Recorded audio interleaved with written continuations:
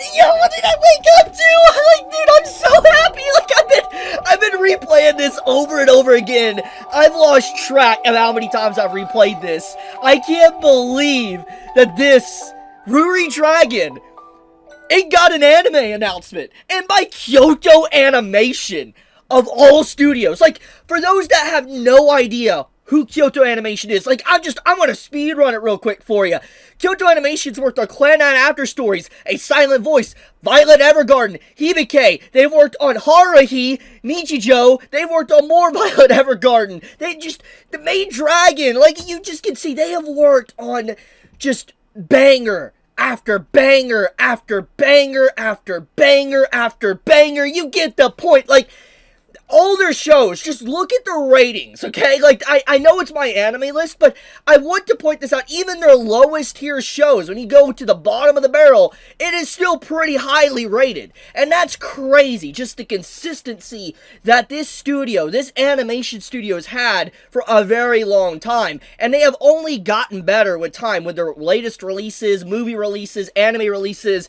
They have just been so consistent. Like, if there is any animation studio that you could trust with your show to do a fantastic job with it and bring it to life, like, better than you ever imagined, it is Kyoto Animation. Kyo Annie, hands down. I'm just gonna say this. This might be a hot take, I don't know, but they are the best animation studio. Like, at least mine. They're my favorite studio to work on a show, and they are the best, hands down. Like, in terms of their worker conditions and everything, they are the best. Like, out of everything in the anime industry, when you hear these horror stories of animators and everyone being overworked, production issues and everything, Kyoto Animation has gotten away from that. They have improved their working status and the conditions within the workforce. They're not really attached to the burdens that other animation studios really have to deal with. They are basically their own. And I love Kyo Annie. I love them so much. And the fact that they are picking up Ruri Dragon is insane. Like, I want you to see the momentum that this is making right now. Like, this post alone, by Kyo Annie, their official account, like, look at this. 500,000 views on this post, and it's just been a few hours. You have this post that releases a key visual announcing the anime, has 1 million views, 60,000 likes on this. That's freaking insane, just for a few hours. Then you have the actual trailer that came out that was announced on the official Ruri Dragon anime account that was just created, and you see already 1 million views on this, 26,000 likes. It is just insane. And the craziest part about all this is what Manga Reporter here even said. He's like, Kyo Annie avoided a Jump Fest announcement to do it a week later to match Ruri's birthday. You realize just how much balls Kyo Annie has. Like, let me put this in perspective, okay? Jump Fest is like one of the biggest, like, you know, events for anything Shonen Jump related, okay? Like Dragon Ball, Black Clover, for instance, that we got earlier this week. A bunch of different stuff. Like any massive Shonen news you kind of get in Jump Fest. And the thing here is that Ruri Dragon is from Weekly Shonen Jump. So all intents and purposes, it would have been an amazing time to announce Ruri Dragon at Jump Fest. But Kyo Annie decided to say, nah, we're not doing that. We're not using the potential algorithm boost or boost of popularity from Jump Fest. No, we are going to announce it on our own terms, our own time, on Ruri's birthday. Like, you realize just how insane that is. Like, the balls on the studio, the balls on Kyo Annie to be able to do something like that and still have such a home run with this announcement. It's just, like I said, it's only been a few hours, okay, since this was announced, and it is already blowing up. It's starting to trend worldwide.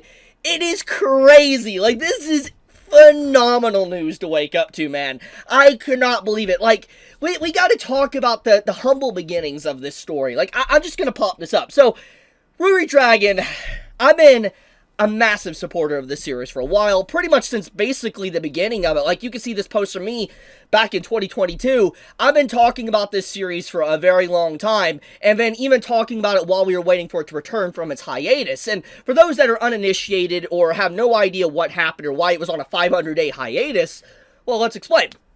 Ruri Dragon came out of nowhere in Weekly Shonen Jump. It was a very wholesome series that was fundamentally different, and still is very different from anything within the magazine. It's about a girl that literally awakens dragon-like traits. She has horns, she has fire breath, but she's coming of age that she is part dragon. And it's a very different theme story than just like, oh, I'm going to become the Pirate King or the Hokage or, you know, these different type of things, or defeating spirits and ghosts or whatever. Fundamentally, the origin, the beginning of the story Ruri Dragon, why it was making waves was because it was just so different. It was a very different manga within the magazine, and it was trying to do something that was pretty cool. Like a dragon girl. Like, who doesn't like a cute dragon girl? Like, come on. Come on. Which, by the way, it's insane to me that KyoAni now is going to have 2 dragon anime under their belt. Maid Dragon, and now this. Like, it's weird how that works. Like, if there's any studio that could do a cute dragon girl, it's KyoAni. Like, look what they did for Maid Dragon. But, back into the topic, the origin. Pretty much the author was experiencing health issues and a lot of stress, and there was just a lot of behind-the-scenes things that we probably will never get to know. But the main crux of the issue is that the author started in Weekly Shonen Jump, like, basically their first work, really getting into it, and because of everything that went down with their health, they had to go on a very long, extended hiatus, which lasted 500 days. But despite the obvious hurdles of a series getting started very early, having only a few chapters, like 7 or 5 chapters at the time, and then going into an indefinite hiatus, there was massive support behind it, where, like, for instance, 200,000 copies of just Volume 1 entered circulation despite the indefinite hiatus, which is insane for a series, for a starting series, a beginning fresh series within a magazine, to do that well in Weekly Shonen Jump, with all the obstacles that were pushing it down into the dirt, or trying to at the very least. But despite these overwhelming issues, the series garnered a very strong fan base, a strong community that patiently awaited hundreds of days for it to return, and eventually it did officially return. And it was met with widespread praise to see it come back and see it look better than ever. And ever since then, as more chapters have continued to trickle on out here and there, we now finally have an anime announcement. And it was only a matter of time until something as popular as Ruri Dragon got an anime. But to actually see it, though, is just crazy, because, once again, this is a series that had so many obstacles its way to really push it down into the ground.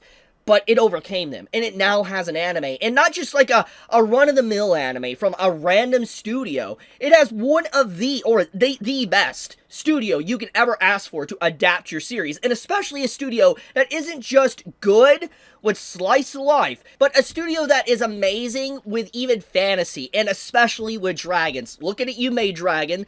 And so, this series just fell on a gold mine. Absolute treasure. And it just makes me so happy to see a series that had so many hurdles, so many obstacles thrown at it to try to overcome, that normal series would just have faltered, fallen, and given up, and we would never get to see any form of continuation. Here we are, years later, with an anime announcement from one of the best anime studios you could ever ask for to adapt your work. This is incredible news, and I know I'm going to be just in a very bad mood in a few hours from now when I have to watch that One Punch Man episode and then talk about it. But for now, I'm just going to be happy with this news, this late Christmas gift that we got, and just smile. Hopefully I'll see you guys there when I upload my next video later today, but for now, be safe, stay healthy, Chibi out.